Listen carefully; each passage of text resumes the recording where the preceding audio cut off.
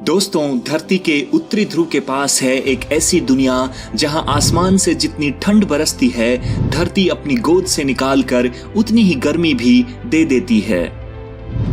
North pole के पास स्थित यह द्वीप अपने आप में एक बेहद ही खुशहाल और समृद्ध देश भी है। निष्क्रिय और सक्रिय ज्वालामुखियों, लावा से बने ऊबड़ खाबड़ मैदानों, लाखों करोड़ों साल पुरानी बर्फीली हिमनदियों और हंसते मुस्कुराते लोगों का देश, यह है आइसलैंड। दुनिया के सबसे बड़े आइलैंड ग्रीनलैंड के बिल्कुल पड़ोस में स्थित आइसलैंड आकार में काफी छोटा है। 1 लाख वर्ग किलोमीटर के कुल एरिया के साथ ये दुनिया का 18वां सबसे बड़ा द्वीप है। मुख्य भूमि से पूरी तरह से कटे हुए होने के बावजूद आइसलैंड को यूरोप का ही हिस्सा माना जाता रहा है और इस वजह से यूरोप का दूसरा सबसे बड़ा आइलैंड भी यही है। सिर्फ एक द्वीप होना ही आइसलैंड की अकेली पहचान नहीं है। हकीकत में आइसलैंड अनेक तरह के अजूबों से भरा हुआ एक अलग ही तरह का संसार है, जहां पर धरती की गहराइयों से लेकर आसमान की ऊंचाइयों तक हर तरफ कुछ ना कुछ नया मौजूद है। आइसलैंड की धरती जियोलॉजिकली बेहद एक्टिव है, जिसे आसान भाषा में समझें तो सतह के अंदर बहुत कुछ पक रहा होता है। यही वजह है कि आइसलैंड अनेकों वोल्केनोज का घर है, जिनमें से एक बड़ी संख्या एक्टिव वोल्केनोज की भी है, यानी जो अब भी फटने की क्षमता रखते हैं और समय समय पर एक्सप्लोड भी होते रहते हैं। साल 1783 में हुए एक ऐसे ही भयंकर ज्वालामुखी विस्फोट ने आइसलैंड के आसमान को इस कदर धूल और धुएं से महीनों तक ढक लिया था कि सूरज की रोशनी जमीन पर आनी भी बंद हो गई थी। नतीजा हुआ कि उस साल सभी फसलें पूरी तरह से नष्ट हो गई और भूखमरी के हालात पैदा हो गए। उस भयंकर भूखमरी की वजह से आइसलैंड की 25% आबादी उस जमाने में खत्म हो गई थी। हाल के दिनों में भी साल 2010 में एक छोटे ज्वालामुखी विस्फोट ने उत्तरी और पश्चिमी यूरोप से लेकर अमेरिका तक की फ्लाइट्स को कई दिनों तक प्रभावित किया था और इस बात की पूरी संभावना है कि ऐसे ही एक्सप्लोजन भविष्य में भी हो सकते हैं। आइसलैंड की भूमि में दबी हुई गर्मी सिर्फ ज्वालामुखी के रूप में ही बाहर आती हो, ऐसा बिल्कुल भी नहीं है। यहां पर जियोथर्मल एनर्जी यानी जमीन की गर्मी से देश की जरूरत की लगभग 30% बिजली पैदा की जाती है।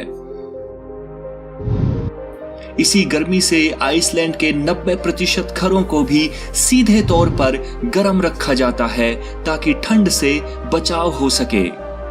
बेहद सस्ती ऊर्जा की उपलब्धता के चलते ठंडे आइसलैंड में गर्म पानी के स्विमिंग पूल्स की संख्या इतनी ज्यादा है कि इसे सामूहिक स्विमिंग पूल्स का देश भी कहा जाता है। इन सार्वजनिक तालाबों में सामूहिक रूप से नहाना आइसलैंड की संस्कृति की पूरे संसार में एक पहचान बनाता है।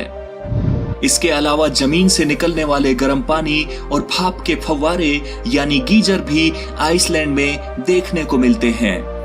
आइसलैंड की जमीन चाहे बेहद गर्म हो, इसकी सतह का वातावरण नॉर्थ पोल से नजदीकी के चलते बेहद ठंडा है। जहां सर्दियों में तो 0 से नीचे तापमान आम बात है ही, गर्मियों में भी यहाँ का वातावरण कोई बहुत ज्यादा गर्म नहीं होता है।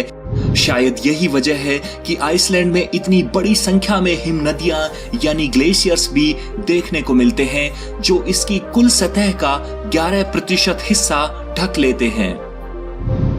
इसका सबसे बड़ा ग्लेशियर 8000 वर्ग मीटर से ज्यादा एरिया में फैला हुआ है और कई जगहों पर बर्फ की परत की मोटाई 1000 मीटर यानी 1 किलोमीटर से भी ज्यादा है। किसी जमाने में आइसलैंड की धरती घने जंगलों से ढकी हुई थी, लेकिन इंसानों के आगमन ने उन जंगलों के एक बड़े हिस्से को नष्ट कर दिया।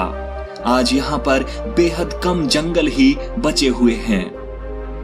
ठंडे क्लाइमेट की वजह से आइसलैंड में पेड़ों की वैरायटी भी काफी कम है और साथ ही साथ उनमें पाए जाने वाले जीव जंतुओं और पक्षियों की संख्या भी। यहाँ पाए जाने वाले जंगली जानवरों में एक ऐसा है जो दिखने में जितना प्यारा है, स्वभाव में उतना ही फुर्तीला और चालाक भी है। ध्रुवीय इलाकों के आसपास पाई जाने वाली ध्रुवीय लोमड़ी यानी आर्कटिक फॉक्स की बात किए बिना आइसलैंड की वाइल्ड लाइफ की कहानी अधूरी ही रहती है। इन लोमड़ियों में अपने पैरों के पंजों के खून को नियंत्रित करने की अद्भुत शक्ति होती है, जिसके दम पर चाहे जितनी बर्फ में ये चलें, इनके पंजे जमते नहीं हैं। इसी खूबी के दम पर यह प्यारा सा जानवर आइसलैंड की कठोर ठंड में भी बखूबी जिंदा रह लेता है। दोस्तों, आपको शायद पता नहीं होगा कि 20वीं शताब्दी की शुरुआत तक आइसलैंड बेहद गरीब देशों में गिना जाता था, लेकिन आज एक बेहद ठंडे क्लाइमेट और कठोर मौसमी परिस्थितियों के बावजूद आइसलैंड अपने लोगों की मेहनत की वजह से दुनिया के टॉप के विकसित देशों में शामिल हो गया है। यहाँ के लोग आर्थिक रूप से बेहद खुशहाल हैं। कारण है एक मजबूत अर्थव्यवस्था जो कि मुख्य रूप से टूरिज्म पर ही टिकी हुई है। इसके अलावा मैन्युफैक्चरिंग सेक्टर भी आइसलैंड में काफी मजबूत है। आइसलैंड की जनसंख्या सिर्फ 3,60,000 ही है, जिसके कारण यह यूरोप का सबसे कम घनत्व वाला देश भी है। आइसलैंड के लोग आर्थिक रूप से तो धनवान हैं ही, मानसिक रूप से भी बेहद मजबूत और हमेशा खुश रहने वाले लोगों में से गिने जाते हैं। इनकी खुशी का एक बड़ा कारण है यहाँ पर मौजूद गर्म पानी के पूल्स, जिनमें काम के बाद सामूहिक रूप से नहाना तनाव दूर करने में बड़ी सहायता करता है।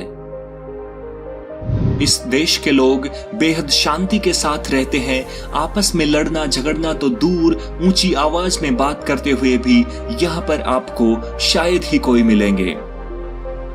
शायद यही वजह है कि इस देश में अपराधों की संख्या लगभग नहीं के बराबर है।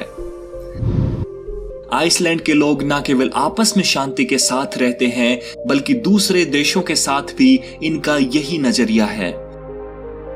और इसी वजह से आइसलैंड में ना कोई आर्मी है और ना ही हथियारों की जरूरत है। इस अद्भुत देश में आइसलैंडिक नाम की भाषा बोली जाती है, जो कि दुनिया की कुछ सबसे कठिन भाषाओं में से एक है। इनके शब्द इतने भारी भरकम होते हैं कि उनका उच्चारण करना विदेशियों के लिए लोहे के चने चबाने जैसा है। आइसलैंड एक ऐसा देश है जो भले ही पूरी तरह से बर्फ के नीचे नहीं ढका हो, लेकिन इसका वातावरण इंसानों के रहने के लिए बेहद कठिन परिस्थितियां बनाता है। इतनी कठिन चुनौतियों के बावजूद आइसलैंड के लोगों ने जिस तरह से अपने देश को खड़ा किया है, जिस तरह से न केवल पैसे बनाए हैं बल्कि मानसिक शांति भी हासिल की है, और जिस तरह से दुनिया को हंसी खुशी के साथ रहने का ढंग सिखाया है, वो अपने आप में बेमिसाल है, जिसकी जितनी तारीफ की जाए उतना ही कम है। दोस्तों, आइसलैंड के इस अद्भुत सामाजिक ताने बाने और कुदरत की जादूगरी को नजदीक से देखने का मौका अगर जीवन में कभी भी आपको मिले तो बिल्कुल भी चूकिएगा मत। दोस्तों, उम्मीद करता हूँ वीडियो आपको पसंद आया होगा। अगर हाँ तो प्लीज लाइक कीजिए, कमेंट कीजिए, शेयर कीजिए और चैनल को सब्सक्राइब करना मत भूलिएगा। मिलते हैं एक और वीडियो में जल्दी ही। बने रहिए मेरे साथ। जय हिंद।